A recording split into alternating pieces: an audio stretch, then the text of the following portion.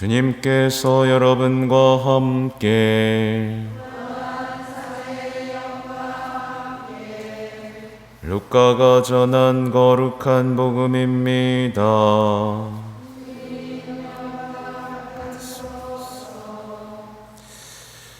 그때 바리사이들과 율법학자들이 예수님께 말하였다. 요한의 제자들은 자주 단식하며 기도를 하고 바리사이들의 제자들도 그렇게 하는데 당신의 제자들은 먹고 마시기만 하는군요. 예수님께서 그들에게 이르셨다. 혼인잔치 손님들이 신랑과 함께 있는 동안에 단식을 할 수야 없지 않으냐. 그러나 그들이 신랑을 빼앗길 날이 올 것이다. 그때에는 그들도 단식할 것이다. 예수님께서는 그들에게 또 비유를 말씀하셨다.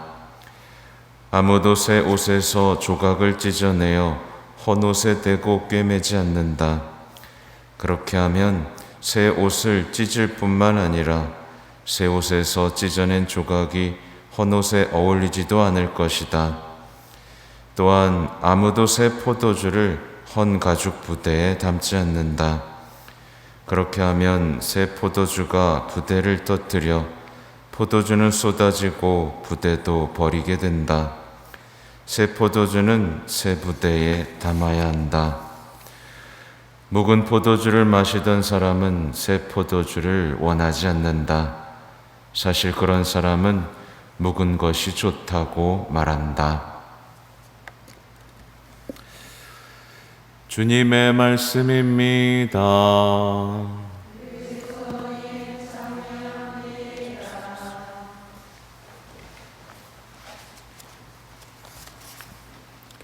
참 예수님,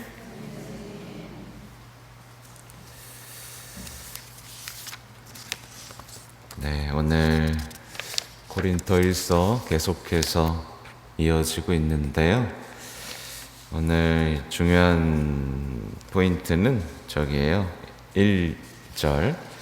그러니까 누구든지 우리를 그리스도의 시종으로 하느님의 신비를 맡은 관리인으로 생각해야 합니다. 이겁니다. 그러니까 그리스도의 시종이고 하느님의 신비를 맡은 이제 관리인이라고 생각하는 것 이상으로 예를 들면 생각하면 아무래도 분파가 생기는 거죠. 그렇죠? 아, 저 사람은 대단한 사람이야 하면서 그러니까 시종 이상의 존재로 여기면 이제 파가 나뉠 수 있으니까 그러니까 바오로 사도는 우리는 시종이고 관리인일 뿐입니다. 우리는 충실한 종으로 드러나야 합니다. 이렇게 자신을 지금 낮추고 있는 거죠. 마찬가지로 사제들도 자신을 시종이자 관리인으로 생각해야지 그것 이상으로 저희가 주인 행세를 하고 스승으로 불리기를 원한다면 마찬가지로 사제들도 망가지겠죠. 그러니까 오늘 일독서를 묵상하시면서 해야 될 일은 나는 정말 사제가 아니라 그리스도를 바라보며 신앙생활을 하고 있는가, 이고 또 사제들이 시종이자 관리인으로서의 충실한 삶에서 벗어나지 않도록 기도해 주시는 것이 일독서의 포인트다라고 보시면 될 것 같아요. 그리고 이제 뒤에 나오는 이제 심판에 대한 얘기는 나 판단하지 마세요. 이 얘기랑 마찬가지예요. 그러니까 아무리 잘해도 아무리 열심히 해도 어떤 비난이나 심판은 끊이지 않죠. 사제에 대한 거기에 대해서 심판하지 마라. 이런 얘기를 하고 있다라고 보시면 될 것 같습니다. 그리고 오늘 이제 복음인데요. 언제나 그렇듯이 환호성 있죠. 복음 한호성의 내용. 나는 세상의 빛이다. 나를 따른 이는 생명의 빛을 얻으리라. 이 화답송을 환호성을 통해서 복음이 이게 비춰질 수 있어요. 그러니까 나는 예수님을 정말 빛으로 여기면서 따르고 있나, 그 생명의 빛을 따르고 있나, 이거를 생각하시면서 오늘 복음을 보시면 좋겠습니다. 오늘 복음을 보면 사실 오늘 복음 바로 직전에 벌어진 일들은 뭐냐면, 그러니까 예수님께서는 나는 의인이 아니라 죄인을 부르러 왔다, 이 얘기예요. 오늘 근데 왜 이렇게 다들 눈을 감고 계시죠? 네, 그냥 얼굴 보지 말고 목소리만 듣는 게 나세요? 네, 아무튼 의인을 부르러 왔다라고, 그러니까 죄인을 부르러 왔다라고 했더니 이 사람들이 조금 마음이 삐쳤나 보죠. 그래서 이제 자신들과 다르게 행동하는 이제 예수님의 제자들에 대한 단점도 아니죠. 그냥 다른 건데 왜 우리는 이렇게 하는데 당신들 이렇게 하시오? 우리는 이렇게 단식하고 기도도 하는데 왜 당신들의 제자들은 먹고 마시기만 하나요? 사실 언제 먹고 마시기만 했습니까? 그런 일은 없죠. 이걸 뭐라고 하면 이제 왜곡, 일부의 사실들만 가지고 한 사람을 왜곡해서 판단하는 죄죠. 이렇게 하고 있는 겁니다. 그리고 결론부터 말씀드리면 이제 말하자면 예수님을 통해서 단식의 새로운 의미가 그러니까 우리에게 주어진 거잖아요. 그러니까 우리가 단식을 하는 이유는 뭐겠어요? 우리의 삶에서 예수님을 잃어버렸을 때, 그죠? 우리가 단식함으로써 영혼과 육신을 이렇게 깨끗하게 하고 다시 한번 신앙으로 나아가고 이렇게 할 수 있는 건데, 이 사람들은 뭐 그냥 좋다니까, 그죠? 계속해서 해왔던 거겠죠. 그러니까 말하자면 이들은 새 포도주를 담아야 하려면 새 부대로 바뀌어야 되는데 헌 부대만 고집하고 있는 어떤 어리석음인 거죠. 그러니까 예수님을 통해서 신약이 선포됐는데도 불구하고 구약에 머물려는 사람들의 모습을 볼 수 있습니다. 근데 이제 이것들을 우리의 삶으로 가져와야겠죠. 말하자면 우리가 지금 구약의 하느님만 생각하는 유다인들을 보면 어때요? 어리석죠? 안타깝죠? 그쵸? 근데 우리라고 그렇지 않을까요? 그렇겠죠. 오늘 복음을 보면서 보면 됩니다. 그러니까 새 옷을 찢어서 헌 옷에 꿰매고 새 포도주를 헌 가죽 부대에 담는 것, 누가 봐도 어리석고 아무도 하지 않는 일이었죠. 근데 이게 신앙인들 사이에서 벌어지게요, 안 벌어지게요? 벌어집니다. 벌어져요. 예를 들면 많은 그리스도인들이 이제 예수님을 따르면서도 다른 이들의 결점을 찾아다니고 그 결점을 보면서 비난하고 질책하고 고발하는, 오늘 바리사이들의 삶의 태도와 닮은 이 삶의 방식을 고수해요, 안 고수해요? 고수합니다. 고수해요. 그거 하지 말라고, 교황님도 뒷담화만 하지 않아도 성인 된다고 말씀하시죠. 그거 안 된다고 하지 말라고 해도 소용이 없습니다. 고집을 부려요. 그러니까 자기는 옳다 이겁니다. 그렇게 해야 된다라고 생각하면서 하지 말라는 것을 고집스럽게 합니다. 그죠? 고해성사도 안 보면서 계속해서 남의 결점을 찾아다니고 비난하고 질책하는 일을 합니다. 이게 사실은 뭐예요? 타락이고 불순종입니다. 그렇게 많은 이들이 자신의 헌부대를 버리지 않는 거죠. 하나의 일예예요. 그러니까 말씀을 그대로 살아가려고 노력해야 되잖아요. 우리는 말씀을 그대로 살아가라고 노력하는 겁니다. 말하자면 말씀에 순종하는 겁니다. 그분이 빛이라는 것을 알면서 그분을 따라가기 위해서 노력하는 것이 순종이에요.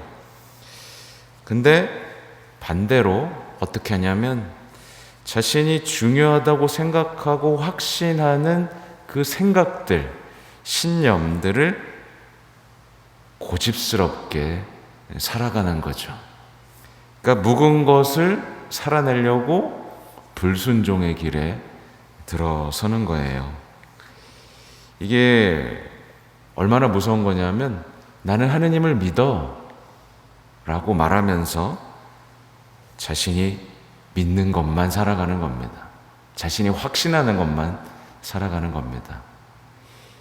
안타깝게도 이런 일이 누구한테 많이 벌어져요? 어르신들에게서 많이 벌어집니다.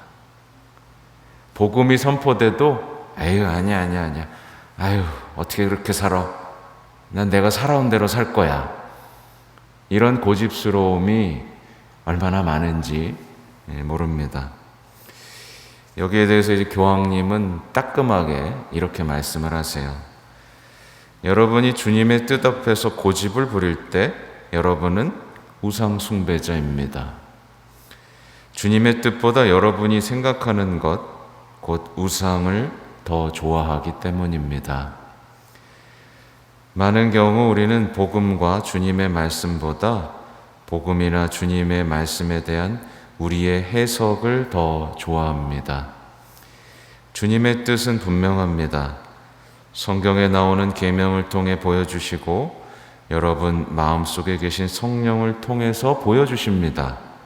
하지만 내가 고집을 부리고 주님의 말씀을 이데올로기로 바꾼다면 그때 나는 우상 숭배자이자 순종하는 사람이 아닙니다.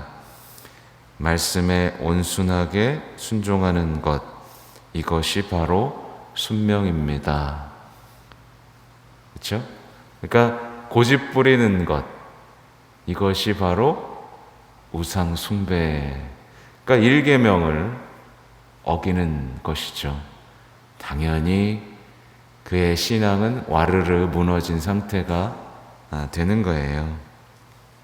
그래서 제가 근래에 계속해서 말씀드리고 있는 샤를드 푸코라는 성인, 그렇죠? 그 성인은 이 말씀을 어떻게 하면 살아낼 수 있을까를 고민을 했다고 말씀드렸죠. 근데 우리는 어떻다고요? 그거는 하나의 가르침이야. 하나의 신념일 뿐이야 라고 하면서 내가 더 큰 겁니다. 그렇죠? 오늘 우리는 내 안에도 그런 것이 있지 않은가 살펴봐야겠죠. 그걸 살피지 않으면 우리는 새로워지려고 해도 새로워지지 못해요. 말하자면 우리 머릿속에 있는 거예요. 그러니까 헌옷에 새 천조각을 댄다고 해서 우리가 새로워지는 게 아니잖아요. 마찬가지로 내가 살아가는 내 삶의 방식에다가 복음을 덮어 씌운다고 해서 내 삶이 새로워져요? 안 새로워져요? 안 새로워지잖아요. 그렇죠? 이렇게 우리가 만약에 내 삶에다가 복음을 얹어 놓으면 실제로 어떤 일이 벌어지냐면 내 삶이 찢어집니다. 그죠? 고통스러워요. 그러니까 복음을 살아가는 게 고통스러우니까 결국엔 복음을 버려요. 내가 살아온 대로 살아나는 게 훨씬 편하구나 라고 생각하면서. 안타깝죠? 아무튼 우리는 다시 한번 이 말씀을 기억해야 됩니다. 새 포도주는 새 부대에 담아야 한다. 묵은 포도주를 마시던 사람은 새 포도주를 원하지 않는다. 사실 그런 사람은 묵은 것이 좋다고 말한다. 정리하면 그렇습니다. 주님의 말씀이 모든 것보다 낫습니다. 그렇죠? 주님의 말씀이 진리인 거예요. 그리고 주님의 말씀은 항상 새롭고 우리를 승리로 이끕니다. 맞죠? 네. 만약에 우리가 주님의 말씀보다 내가 더 나은 것을 알고 있어 라고 말하는 순간 그는 우상 숭배자가 되는 겁니다. 다시 한번 반복드리지만 그래요. 어떻게 보면 요즘 젊은이들도 마찬가지로 지금 이 시대는요, 자신의 신념이 너무나 강해진 시대가 됐어요. 그래서 진짜 안타까운 게 뭐냐면 이제는 교도권이라는 교회의 가르침에도 이제 순종하지 않는 시대가 됐습니다. 그쵸? 교회가 이렇게 하십시오 라고 하면은 주변에 사람들 뭐라 그래요? 아유, 그건 교회가 좀 너무한 것 같아. 이런 얘기 들어보셨죠? 이 자체가 뭐예요? 불순종이겠죠. 그러니까 말하자면, 에이, 교회가 내 삶을 상관하지 마. 이런 태도인 거죠. 그러니까 주님의 말씀이 나의 생각과 신념을 바꿀 수 없다라고 고집스럽게 고집을 부리고 주님의 말씀, 주님의 계획보다 내 삶의 현실이 중요하다고 생각하고 주님의 말씀이 아닌 것에서 내가 새로운 삶을 살 수 있는 뭔가를 찾을 수 있다라고 여기는 이런 삶의 태도, 우리는 돌아봐야 됩니다. 사실은 이게 뭐냐면 아까 말씀드린 대로 우상 숭배고 사실은 배교예요. 저는 그렇게 표현하고 싶어요. 요즘 냉담자들 많죠. 사실은 저는 배교했다고 생각합니다. 배교한 거예요. 교만한 것이고 이제 불순종으로 나아간 상태입니다. 우리는 좀 냉철하게 봐야 돼요. 우리는 여기에 대해서 용서를 청해야 됩니다. 하느님은 사랑이시라서 모든 것을 용서해 주긴 하지만 언제 용서해 주세요? 용서를 청할 때 용서를 해 주시는 거예요. 그러니까 특히나 여기 계신 분들이 가지고 계셔야 되는 게 뭐냐면 특히 정의, 하느님 말씀하시는 정의, 하느님 말씀하시는 사랑, 하느님 말씀하시는 용서, 이런 거에 대해서 나름대로의 생각을 가지시면 안 됩니다. 아셨죠? 나름대로의 생각을 가지는 게 아니라 주님께 동의하고 주님의 뜻대로 할 수 있기를 바라셔야 됩니다. 그러지 않으면 우리는 새 부대가 될 수가 없어요. 그러니까 하느님은요, 우리를 새롭게 하고 싶을까요? 안 싶을까요? 새롭게 하고 싶죠. 근데 우리 새롭게 돼야 안 돼요? 안 돼요. 왜 그래요? 우리가 새롭게 되고자 하는 것에 동의하지 않기 때문에 그렇습니다. 그러니까 주님, 저를 새롭게 하십시오. 제가 당신의 뜻에 동의합니다. 라고 말하면 우리는 새로워질 거예요. 근데 고집을 부리면서 한번 새롭게 해보세요. 이런 태도로 우리가 일관한다면 우리의 신앙생활은 10년이 돼도 20년이 돼도 새롭게 되지 않을 겁니다. 나의 삶의 주도권을 모두 주님께 드리고 주님께서 나를 새롭게 하시도록 복음을 받아들이고 동의하고 순종할 수 있도록 이해할 것은 이해하고 아니할 것은 아니요 하는 삶의 태도로 변할 수 있도록 오늘 우리가 용기 있게 주님께로 나아가야겠습니다. 아멘.